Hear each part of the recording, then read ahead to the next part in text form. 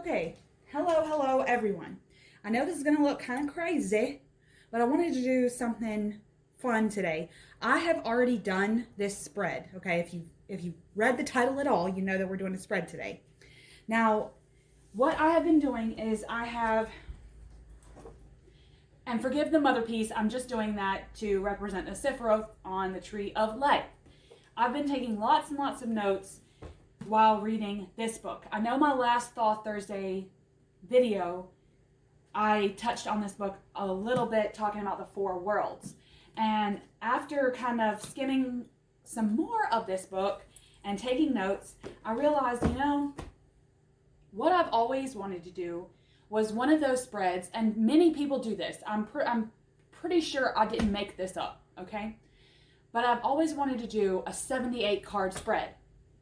Doesn't have to be, it can be as vivid or vague as you want it to go, really.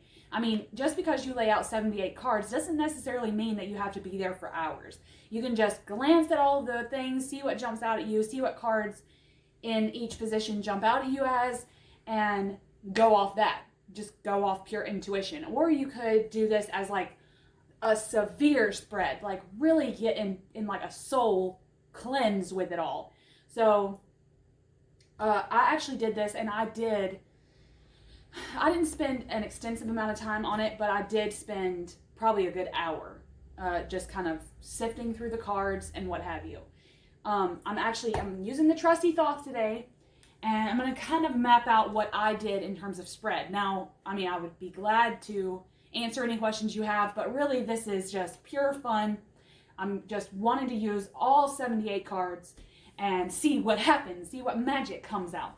So basically, if you want to know anything about the Tree of Life, I'll refer you back to my Tree of Life tarot video.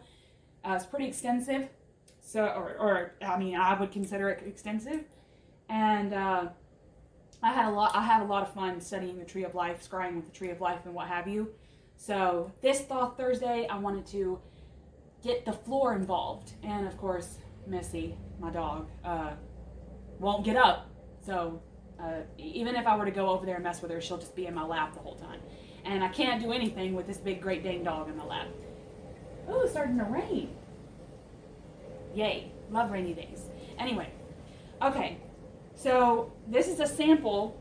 Okay. Like I said, I've already done this, and I have a surprise kind of a shout out thing at the end of this video. So wait for that. Okay, so each Sephiroth represents the number cards, Ace through 10. The paths, which I'll lay out in a second, represent the major arcana. And then there are Sephiroths for the court cards. For example,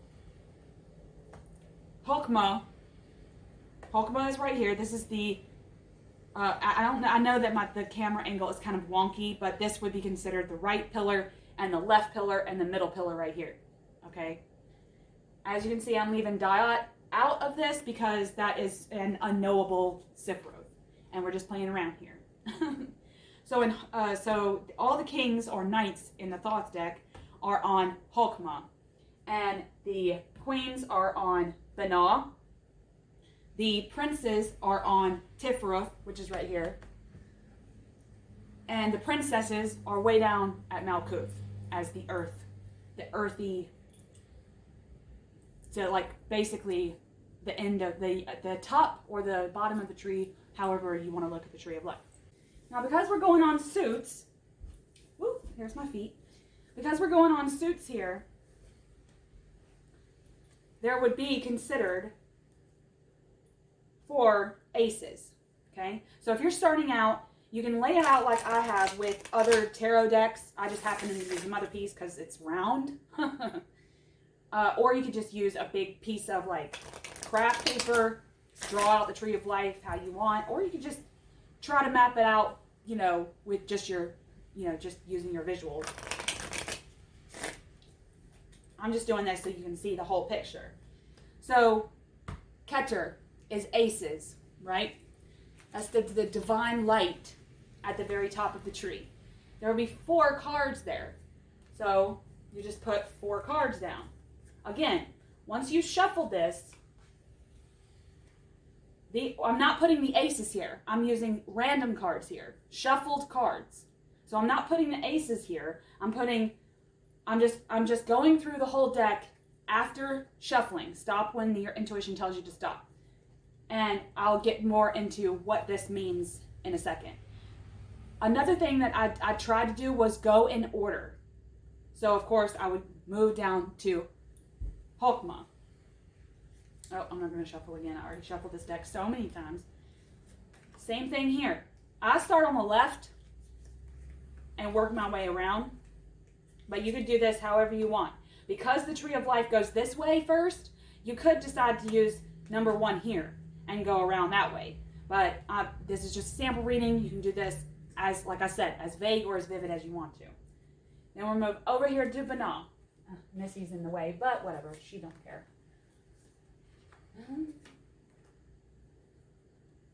I'm putting 4 on each Sephiroth, representing the 4 number cards that are present in the deck. Okay?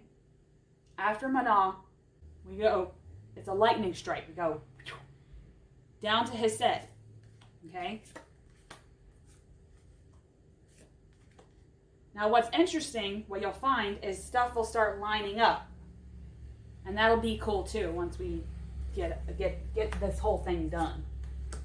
What was cool to me, look at all them court cards on Givalra. Right now, this is the first Sephiroth that is in the middle pillar here. And we're going to cross Sephiroth to get to Nutsack, which is here. Okay? So you're just going to keep putting these cards down. And I'm pointing them out, like fanned out, like if you were to hold the cards up and just drop them. But again, you can do this however you want to. Okay, let's see. This Sephiroth, because we're going across now, is Hod. Goes here.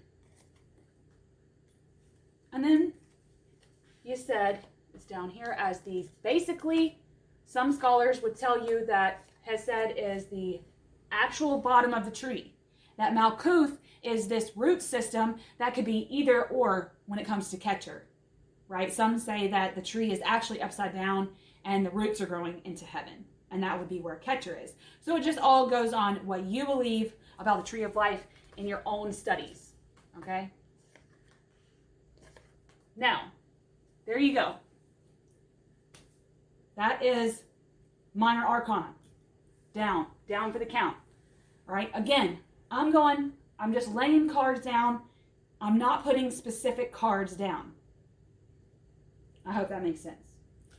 Now, what we want to do to get rid of the court cards is put their amount of cards down. There's 16 court cards. Now we have to come back up here to Hokmah, all right? And we have to put the 4 kings down, or the 4 knights in this case. So put those down. You could do it to where you could see all 8 of the cards. Doesn't matter. Scoot over, Missy.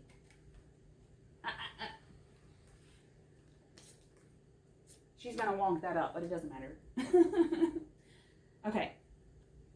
So, there's the knights and the queens. Now we're going to go all the way down here to Sephiroth to put the princes down. Ooh, we got a prince here. That's pretty cool. And then go all the way down to Malkuth to put the 4 princesses down. Now, once we do this, you can sit here and scry with this. See what jumps out. Really concentrate on which Sephiroth is holding which card. So say, for me, I always end up looking for the 8 of Pentacles, and that happens to be way down there in Malkuth, right? You could see about the court cards, which Sephiroths hold the most court cards. Okay, and what that would mean. Again, we're going to go off placement in just a second. We're trying to get rid of the whole deck here. As this is really extensive, okay, and you really need more space than I have in the camera frame, all right? It's going to be hard to lay down the paths and have them it's just going to look like a blob, all right, without space. But what I did was I turned these cards around. Journal about the Minor Arcana in a total sense and, jot down what's calling me. There's a lot of red here, okay? There's a lot of red here. Like, I'm going off color, I'm going off intuition. I really like how we have the Queen and the Prince of Cups over here, like over here on Give All Ra, which is severity. So that's pretty cool. We have the Ace and Two of Wands here. We also have the Lust card, the Emperor, and the Tower. That's a lot of, and the Lover's card. So we have a lot of energy there. So if I were to go, okay, slide your butt over. If I were to go just off intuition there, I have 2 aces on Banal. All right? I have 2 aces, which is the Ace of Wands, Ace of Pentacles. I could think about that. Think about, we have a play here on the Ace versus the 10, the Lovers versus the Lust card. So there may be a play here, like the Dark Mother here, Banal, could be representing the fact that this relationship that I'm in right now, maybe it's a partner or whatever, that there's too much lust that we need to turn it back around and work on the relationship itself, and then also concentrate on money, because there's so much potential here in the womb space of the relationship or whatever. Whichever is calling you is the pinnacle of, not the pentacle as in the pentacle suit, the pinnacle, the pinnacle of that Sephiroth. What card jumps out at you as the pinnacle? So this is how I kind of laid it out, okay, to get rid of all the cards in the deck. Now, what I'm going to do is I'm going to erase all of this. Take all these cards, don't put them back in the deck, but to show you about the past and what those could mean, I'll erase all this. But before I do, I want to kind of go over the Sephiroths. All right, now here's all the cards that I just took off there. I'm going to lay them inside. I'm not emptying the board before I put the paths down, okay? That wasn't the point. The point is to get back to the board at hand, the spread here, the spread board at hand, to explain the Sephiroths a little bit more in terms of positioning in a spread, okay? So, Keter, again, divine light here. This is unmanifest, pure unmanifested divinity here. So if this is unmanifest, then this in a spread would represent in what areas do you hold the most potential in your life? These 4 cards representing the 4 aces in the tarot's case, what 4 cards are showing up that is telling you about the potential in your life now? That's all. These 4 cards are showing you where your potential lies right now in this moment in your life. Come down here to Chokmah, okay? Now Chokmah is the great father. Everyone says this, but to me, Chokmah is about wisdom. Chokmah is about that wisdom that you hold, but there's lots of pride there. He's very emperor-like, and for me, this is wisdom and knowledge and sageness and stuff like that. But you just know stuff. This could be completely, like those people that you're like, why do you know that? Like, what is the point of you knowing that? That's kind of the feeling I get with Chokmah. Still very cool to meet people that have lots of knowledge, and it could be pockets of a lot of knowledge, like, master of none type of a person, or it could be someone that's a really wise person. Fatherly wisdom, this knowledgeable, sage-like figure in a spread, to me, would be which 4 cards are showing you where you're most wise. This is your wisdom, okay? What 4 cards have shown up for you in this position, and what may they represent? They're representing your wisdom here. Represent your wisdom in your life now. Then cross over to the Na. This is the great mother, dark mother, the darkness of the womb, Saturn, what have you. You want to be able to hold you want to know where you hold the most understanding. Again, this is a nurturing Sephiroth, but she's destructive as well, being the dark mother, okay? Mara, if you want to. This is also about the mystery of life. This is like the High Priestess card almost, but on a lesser plane, okay? Now, on a more life plane, I'll say, on a more earthly plane of existence. This is the mysteries that are in your life now. So these 4 cards represent the mystery of your life. All right. Again, you have to realize that both of these will hold 8 cards. Now you could separate the court cards and leave those out of the deck. Like once you shuffle, just take 16 cards out altogether and just forget the court cards in the spread. Or you could add them and build and then use 4 cards for the wisdom and the understanding, and then 4 cards for people in your life. People that might aid you in your wisdom and aid you in your understanding. So you could do it that way. You could do it both ways. I had all cards in the spread.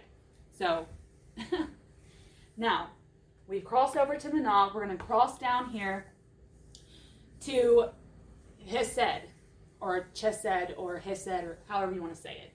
Now this is complete kindness. They say that after you have the great father and the great mother cradling you, they are giving you and manifesting your soul with pure mercy and kindness.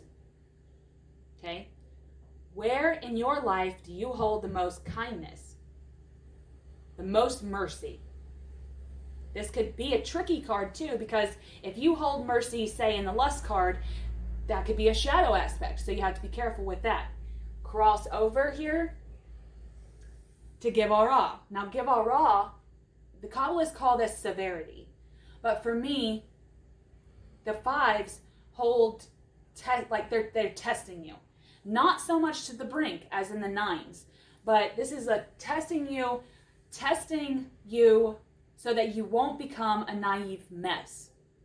These are those aspects in those things, those situations and aspects in your life that happen to you to kind of shed your innocent layer so you can grow.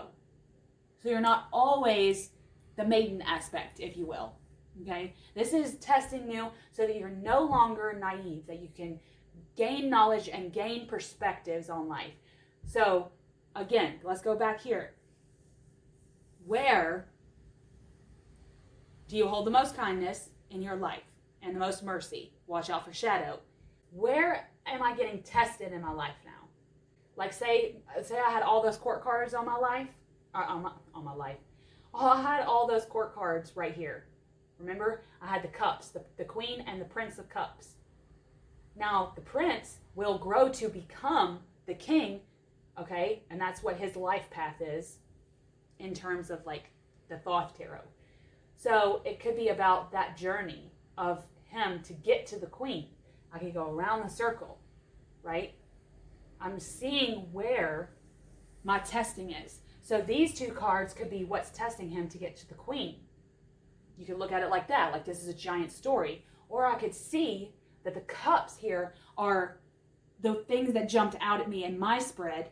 They jumped out at me, so therefore the cups maybe, those 2 court cards could be where I need the most help, you know, in terms of my naivete. Of course, that's an emotional thing, right? Maybe I don't have a handle on that. Anyway, crossing down here into Tiferet.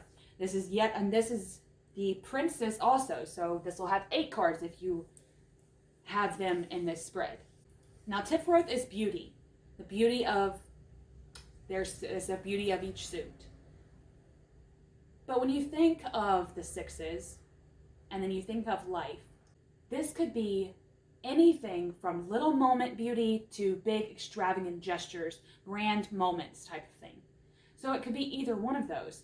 What cards are here, are present in these 8 cards or 4 cards or however you do it? Where in my life is beauty most prevalent? That's what my question would be, I guess. Now, come down here, still going down the lightning bolt, to Nutsack. Now, Nutsack is victory. You think about like the valor. We remember the 7 of Wands. He's sitting on that horse, right? Valor, you know, laugh in the face of danger, type of a number in my opinion. But for me, this is telling us about our winnings, what we really, really want out of life. And I've heard that in a blog or another video before too. But These cards are going to tell you something about what you most want out of life. Where your desires lie. This is going to be very reminiscent of the Mirror of Erised in the Harry Potter books. How he stands there and he's getting shown what he really, really wants. But if these cards come up and are showing you what you really want, then there could be some shadow aspects with that as well. You have to make sure that you know the shadow aspects of these cards. And you have to know yourself, and you have to be honest with self. No one else has to know what these cards say but you, if you don't want them to. We're going across to Hod. Now, Hod is the mental, but not a testing. It's still on the left-hand pillar, though. So this is that womb space. This whole pillar, to me, is aspects of the dark goddess, the dark mother, what they're all telling you. And if that's mental, and this is the dark womb space, and this is Gibara severity. And Hod is the mental. Oh, really? Really? Okay, anyway. Then that whole pillar is telling us something about our own darkness. And we have to be open to that. So the last one on the pillar would be asking, in my spread, this probably would be asking, which aspects of my mentality do I need to be knowledgeable about? Maybe there's things that I need to let go of. Maybe there's things that I need to hold on to. Maybe there's mindsets that I need to concentrate on. And it'll be really interesting to see which 4 cards you get on that Sephiroth. Now we go down. Now, Yesod is the foundation. I keep saying it's the bottom of this whole tree. Now, what does that mean? What lies in the abyss of the soul? Okay, I kind of think of this as, this has been coined the collective unconscious Sephiroth as well. As the bottom, it's leading us further and further into the darkness of the earth. So what lies in the abyss of my soul? That's what the question would be here. And Malkuth, as the fruit of this whole tree, it hangs at the bottom, okay? It's literally hanging down there, not really connected to the structure of the tree. So it could be the fruit. What am I bearing, right? It's really, to me, it's like a line. If you see like kids' drawings of roots and how to grow plants and things, there's a line for the ground and then there's roots. That root ball, before you branch out, the roots branch out, that's Malkuth. Right under the ground, and the whole rest of this is the tree, the tree. So if Malkuth is that bottom root ball, I would say, what aspects of my life are turning around to begin again? What fruits in my life are getting bare? There it is in a nutshell. Now, the fun part for me was, okay, now you have to get up. Okay, thank you. The fun part for me was doing the,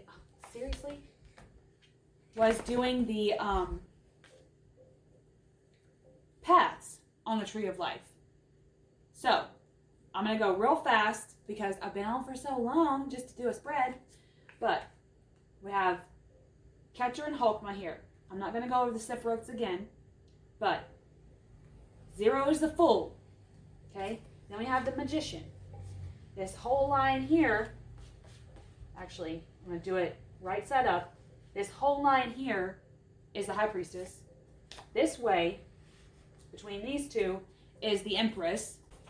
I'm going to have to sit over here for this. This line right here is the Emperor. And I'm just going to point the cards so that I'll know where the line is. That's all. Okay? Then we have the Hierophant. Ooh, look, we have the star as the Hierophant. That's really cool. I'm telling you, this is really cool. You could just do this portion of the spread. Take the Sephiroths and their meanings out and just do the paths on the Tree of Life, and they're between which Sephiroths, and then which cards come up to represent the Hierophant that is your life now. The star for me holds so much hope that maybe the mentor or spiritual teacher I have now is filling me with lots of hope.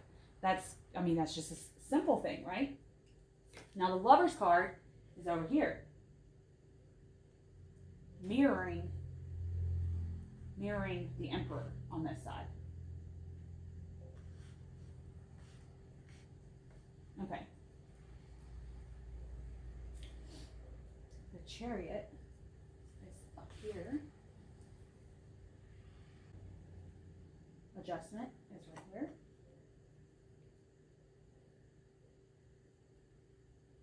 Hermit. A Wheel. Lust goes here, between these two. Going that way. Really interesting. I got the Devil for Lust.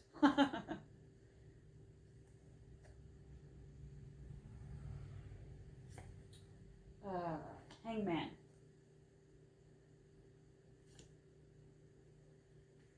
Death.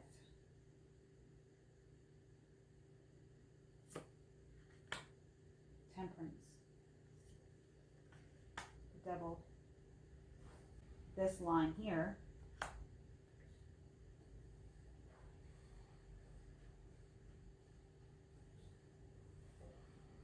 Tower. Star. Way down here.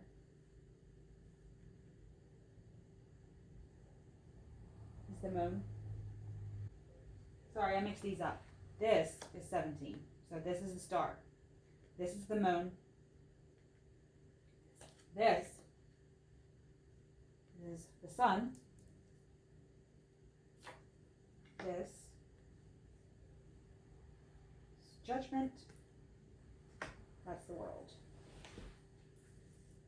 And there's all the paths on the Tree of Life that represent all the major arcana. Now, what will be cool about this is that what I'm already seeing, I loved that I had the star as the Hierophant.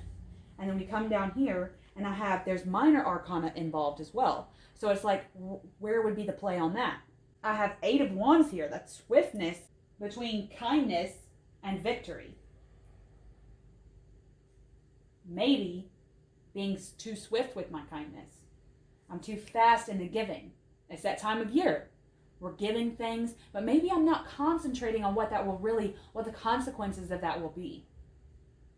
And I need to concentrate on reining in the gift giving so that it is not just my ego. The victory behind gift giving, that's the message, right?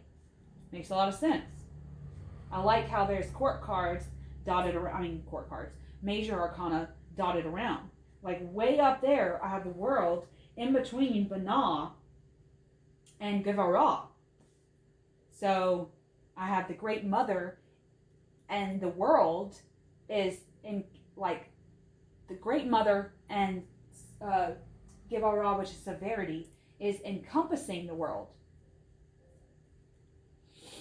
Well, I've been concentrating a lot on the crone aspect, but I've been turning her dark. I've been concentrating on her aspect of the hag, which is like the evil of her. Maybe I need to lighten her up a bit. Not that she is light or dark or either or, but maybe I have to concentrate more on lightening her up in terms of my psyche, because I've really been concentrating on the evil aspect of the Dark Mother lately. So I can already see some things, right? So anyway, this is really extensive, okay? But what I wanted to show you at the very end of this is that you could do this whole thing with lots of floor space, okay? Really scry with all that comes up, or just do the major arcana with randomly shuffled 22 cards, you know? And see what comes up that way. Journal about what comes up for you. And see what journeys you take, you know? I've been really liking using the Tree of Life.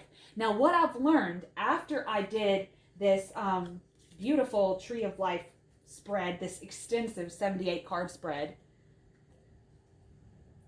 I really got some answers, but because it was so extensive, I learned so much about myself that I had to kind of come back to self and figure out like what this spread was really trying to tell me. It's almost like I learned too much at that moment in time. So a couple of days after I did this, I did James's spread, his as above, so below spread. And here is a video clip of me laying it out as an example of, I took his advice and did it like as a mirror. It really reminded me of the Tree of Life. And that's because of how the Tree of Life is represented, and how you're basically, once you get down to Malkuth, you're starting all the way back over at Keter. So I used that as a condenser, as like a concentrated version of this spread. So now I don't know if you're going to actually try this spread or try out 78 branches of this Tree of Life spread or not, but definitely go check James's video on the as above, so below spread that he did, because I feel like his advice with do that after another spread really helped this spread come alive.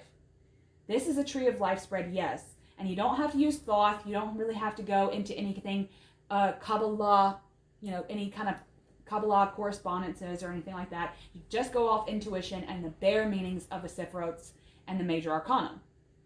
But then once I was able to concentrate this whole reading down into 12 positions that he came up with, it really took me to some places that I was happy with and that I was comfortable with. So go check that video out. I'll leave it down below in the resource section. So I hope that you had fun listening to me ramble about this. I know that I tried to shove lots of information at you all at once. So let me know if this is something that you are interested in doing. Have you ever been curious to see what 78 cards in a spread would look like? So come back in a couple of Thursdays and we'll dive into some more Thoth love. Much love, people.